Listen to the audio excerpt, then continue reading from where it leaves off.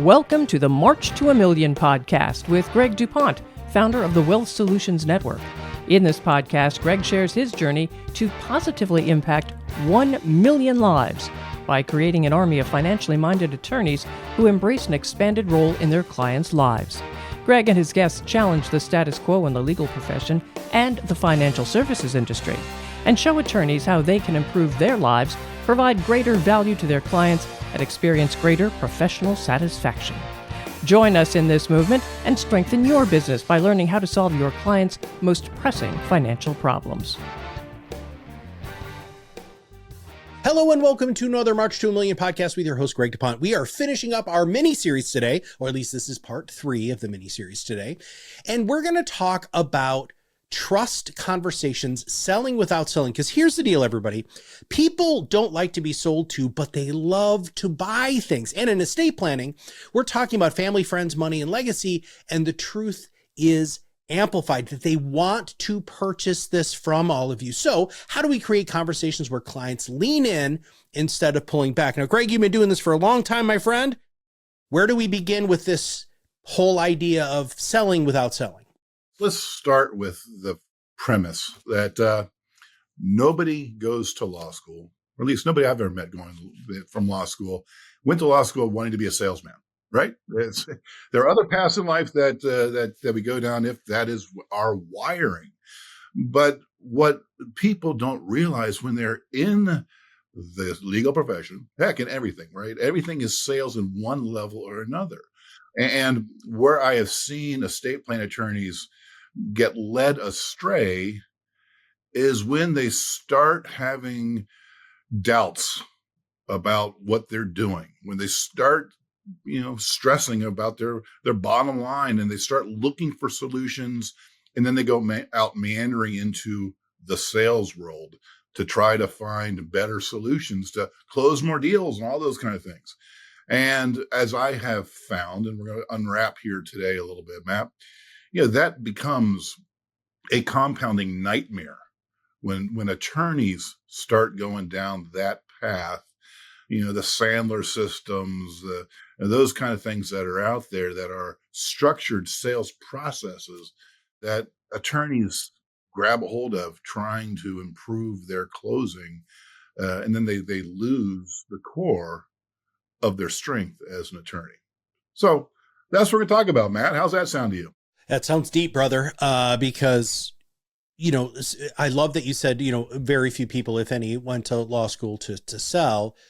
But a lot of attorneys, and especially in the WSN network, you're entrepreneurs and selling is a necessity. So how do you help them outside of these very structured sales systems like Sandler and many others? How can you in the WSN network help them be able to do this in their comfort zone, but still closing more business? The starting point, again, nobody wants to be a salesman. I don't want to be a salesman, but that's the framework, the Willy Loman salesman, right? That's the framework that people are looking at it from, or the used car dealer that they dealt with. And it's only the bad sales events that stand out in your mind as the model that you don't want to be.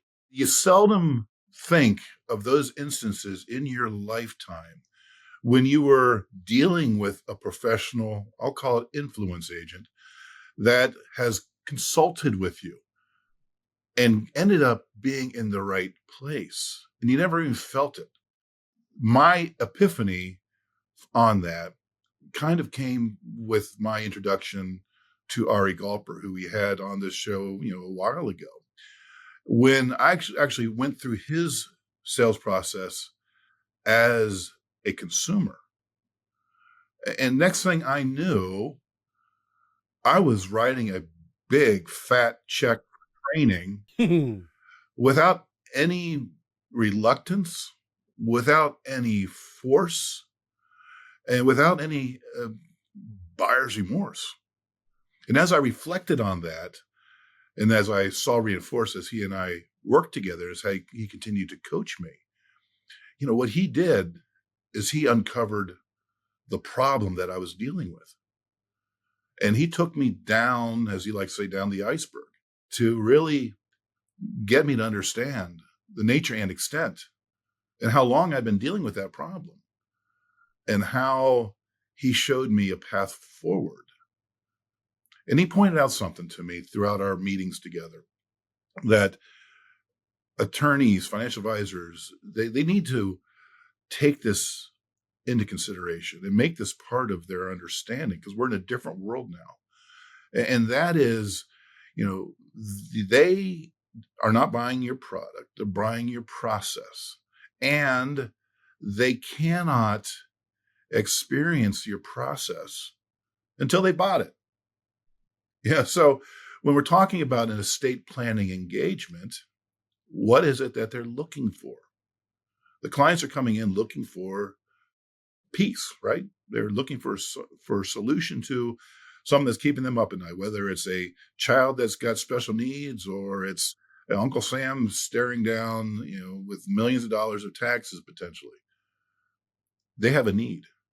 And it's by having a conversation that is built around them and not around you that ends up getting them where they need to go. And this is where the training of I keep using Sandler's only because that's the name that keep coming to my mind. And as a disclaimer, I never went through their process. But when you are going through a sales training, a typical sales training, it's here are these scripts, here are the motivators, here are the ways to diffuse the objections. And that puts you in a mindset where you're trying to follow your programming. And as you're following your programming, you're not present for the conversation with the client and prospect. And as you're more present with that conversation, the deeper that conversation goes, and the more natural the outcome of the meeting is to do additional business with you. So Matt, I'll let you unpack a little bit from there. Yeah. So I love the idea that, highly scripted sales systems are meant to overcome objections before they happen, right? Which is a pretty standard sales technique. When the objections do come up, knowing the magic script in order to overcome those objections. And you're really flipping the script on that. And especially this idea of showing and slowing down. I actually want to talk a little bit about the slowing down component of this, because what's happening normally in sales is you're driving the boat, let's use a boat, and I'm yanking you behind me, with the tow rope, right? And what you're talking about is you're both sitting in the boat together, having a conversation, looking at the landscape. How does one get there? Well, it is a good time for me to throw in a shameless plug. It would be a shameless plug if it was by you, but it's not, because it's by me, of your book, Shut the F Up and Listen, right? But that's what it's all about, right? And when you are trying to think of the next step, the next phrasing and all that stuff, they feel it. Oh, yeah. They know that you're trying to pull their boat somewhere instead of being there with them in that boat. I like the boat analogy when it comes to sales, because so many people just think that I'm going to drag you to the finish line and then you're going to be happy. But if I'm dragging you somewhere where we are not aligned, right, then I am selling you something that you potentially, even though I know you need it, don't want it as bad as if we are in alignment. So let's talk a little bit more about alignment. Yeah, as we've talked about, I've been doing this for years now and trying to get better at my craft. And as I started into, more of I'll just call it a cold sales type of environment, where we moved from people that came to our law office predisposed to doing business with us to meeting with consumers that were higher on the sales funnel, not there ready to buy. And so I spent a lot of time, money, and effort learning some of these processes, and it was getting to be weighing on me, because I was doing what they said to do, and meaning my trainers, what they said to do, and I wasn't getting the type of results that I was getting just being myself in the other conversations. And it it really struck me during one conversation I had with somebody that ultimately ended up not being a client, although they felt like they were going to. And I was in a follow-up meeting with them, and I was following a process. And this guy happened to be a salesman. And as I started our conversation, and I finished my entry to that conversation, you'll know where I'm coming from, Matt, and you can put some color on this. The client prospect said to me, "Oh, Greg, that was a real nice upfront commitment that you had there." Yeah. Ooh. Yeah. So he knew that I was following the sales script, and that shut down that conversation. Dude, I am a salesperson, right? I mean, I do most of the sales for our company here. If I smell a salesperson doing, because I've read all the books like you have, dude, I read all the Sandler stuff and, Hoopus stuff and even Covey's stuff, all of those things. If I smell that at all, I lose respect for you. And that's not meant to be mean. It's, I want you to talk to me instead of you saying something somebody else said. And that's really an important component of this, the 3 stages of a trust conversation. How do you be you, still have a process without it being wildly transparent that I'm putting you through a process? What, talk about that. Yeah, when you're too focused on the sale, not only the outcome, right? You get commission breath, that kind of stuff, right?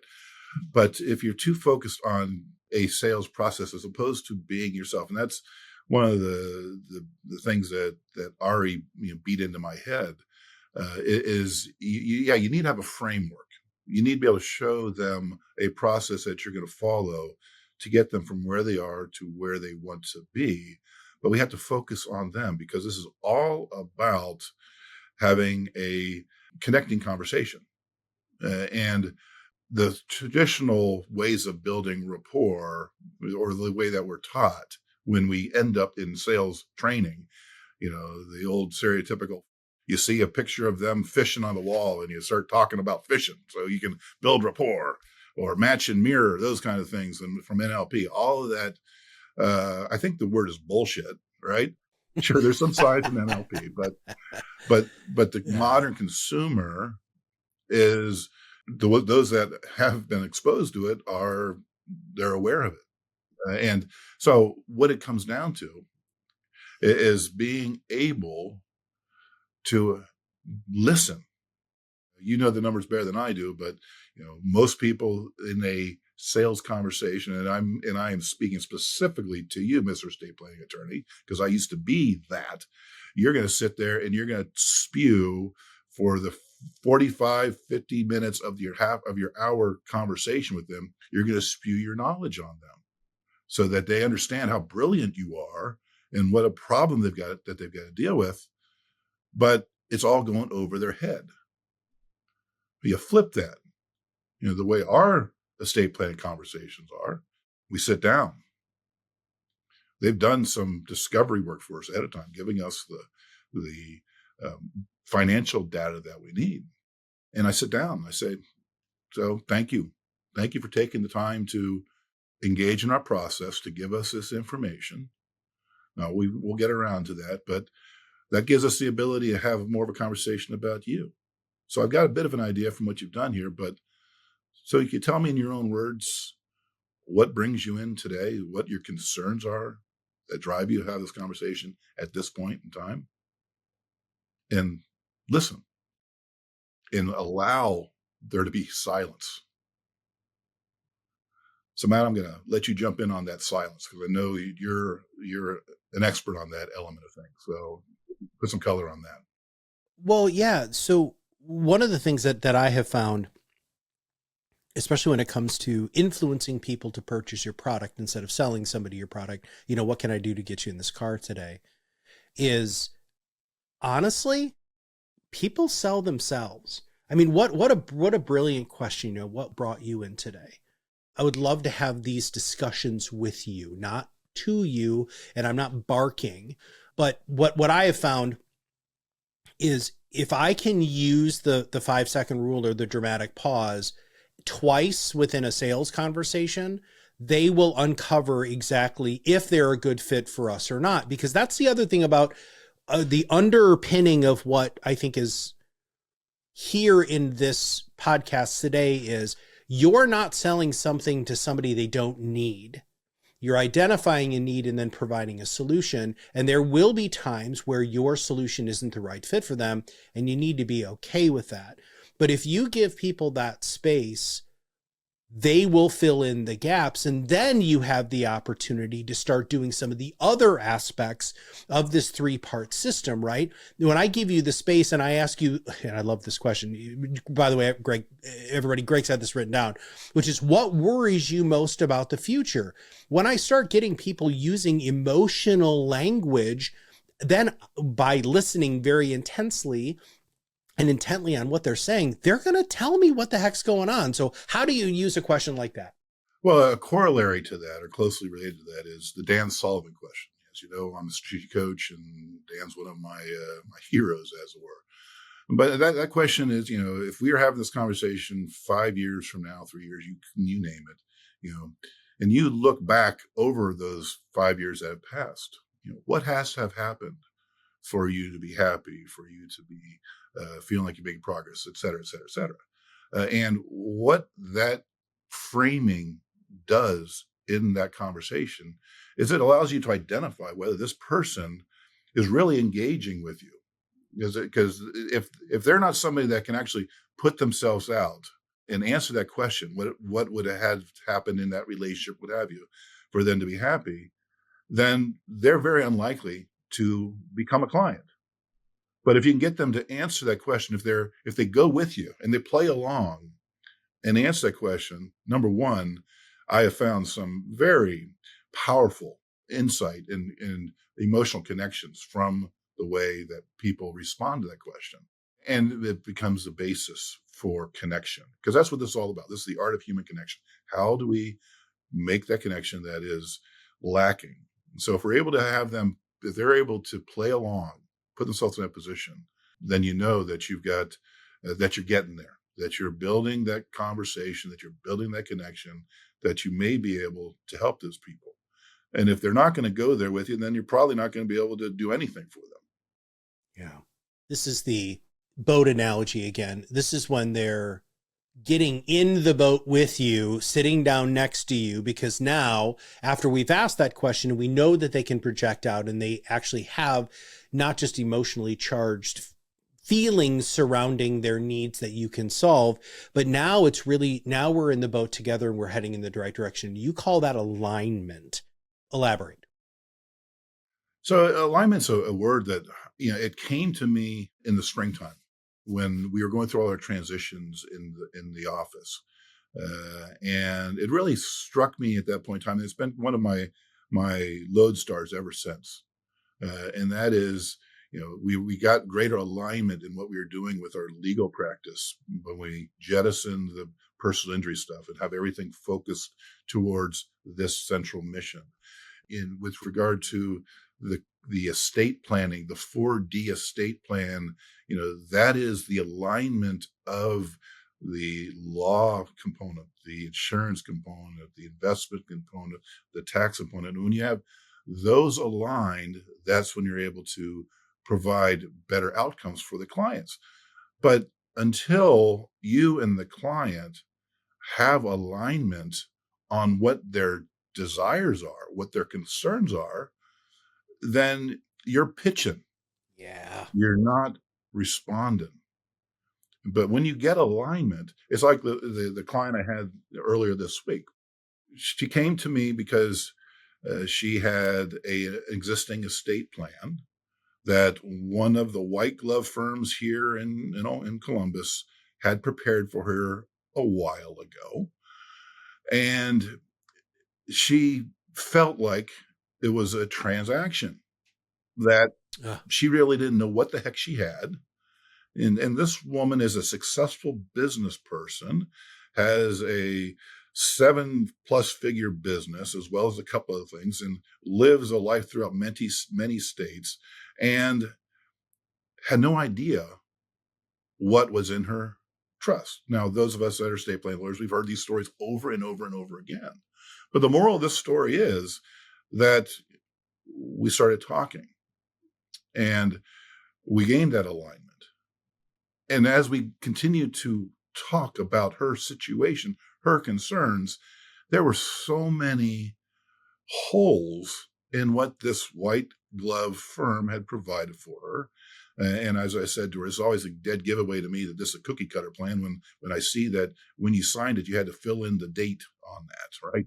Ugh. And by the end of our conversation, we're scheduling our next meeting, and we're going to go much deeper into the business plan and all of that. And as we talked on the show about ad nauseum, the opportunities that will come from that to improve her life as she has defined it, and what it'll do to us for us financially. It's when you think about the $6,000-7,000 that the other firm charged for a cookie cutter plan that did not deliver the piece that she was willing to pay a lot more for, then that shows you the benefit of alignment versus pitching. Yeah.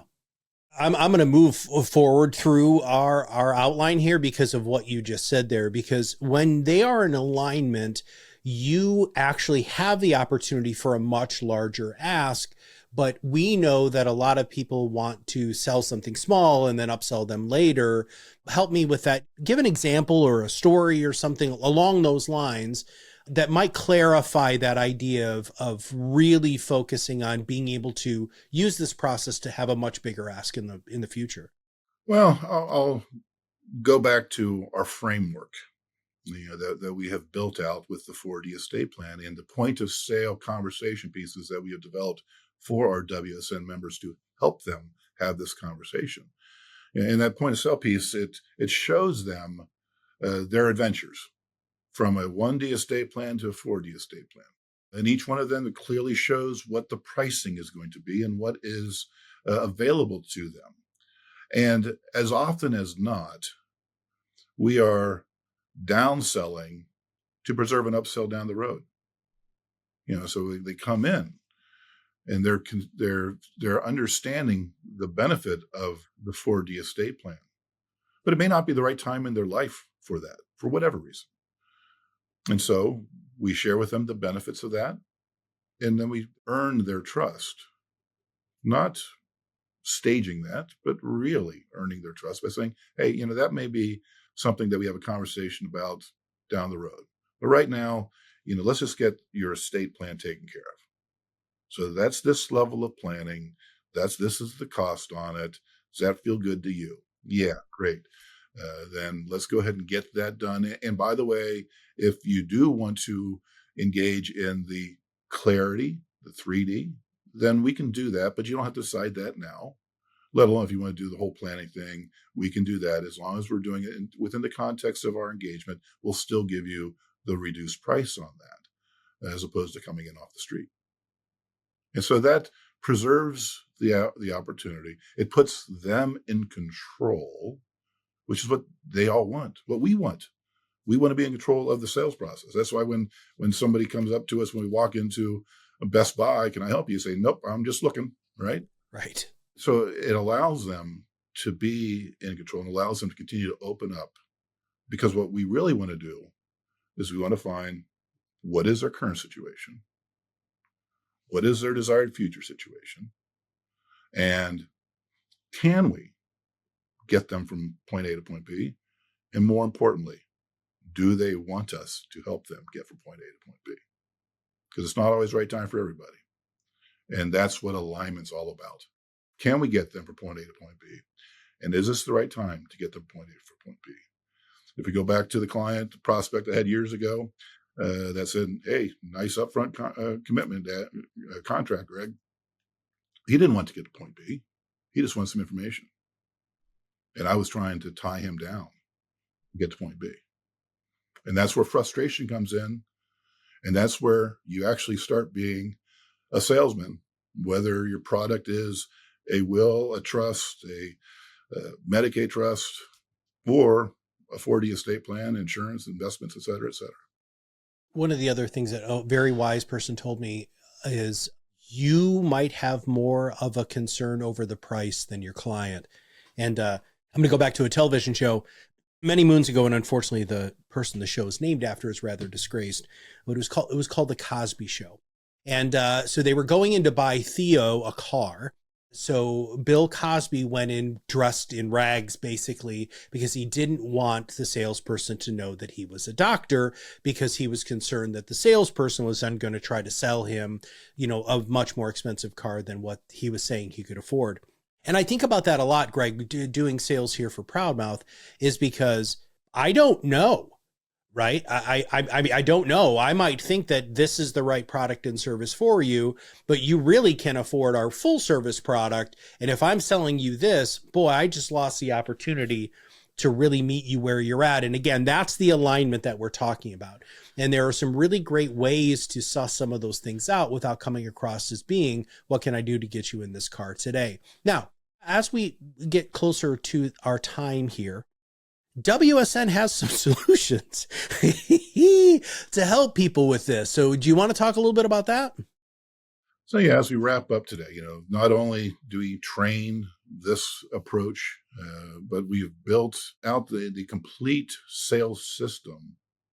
And I use that phrase, even though I have bashed sales systems, because it is not detailed conversational scripts. It's constructive frameworks for conversations. It's tools that will lead you through that conversation so that you can systematize your practice, follow this process, allow those that want to select their own journey as a lower level, just estate plan, or select a higher level where they have the clarity map session or they have the 6-pillar plan going forward. And we have that process for you to be able to follow, to then bring in the team to help you have the expertise to move forward. And the only thing you need to do is focus on alignment and connection. You don't need to be the expert in taxes, the expert in insurance, the expert in investments. You can get there if you want to be, and you will over time. But you do not need to do that. You just need to be an expert at connection, the art of human connection. So I challenge you in your next client meeting, slow down, ask deeper questions, at least just 3. Give them space. Don't jump into recommendations. Allow them to breathe, allow them to choose. And then as we go on to our next episode of this series, we'll kind of continue to build off of this for you so that you understand how these pieces fit together for your clients to gain control, improve their families' current lives, as well as their legacy. So with that, Matt, I think we're done for today. All right, we're done for today. So if you have not subscribed to the show yet, make sure you click that subscribe button. And of course, if you know an estate planning attorney or a financial advisor who is thinking about these things, please make sure that you share this episode with them. And of course, if you're not a member of WSN yet, go to joinwsn.com and find out how you can join this wonderful system to help you become the family's advisor, being able to offer products and services that will fundamentally change the way that all of your clients look at not just now, but also the future. So for Greg, this is Matt Halloran, and we'll see you on the other side of the mic very soon. Thank you for listening to the March to a Million podcast. Click the follow button to be notified when new episodes become available, and get in touch with our team by visiting our website at www.wealthsolutionsgroup.biz, or give us a call at 614-432-8065. The information covered and posted represents the views and opinions of the guest and does not necessarily represent the views or opinions of Wealth Solutions Network. The content has been made available for informational and educational purposes only. The content is not intended to be a substitute for professional investing advice. Always seek the advice from qualified financial service providers with any questions you may have.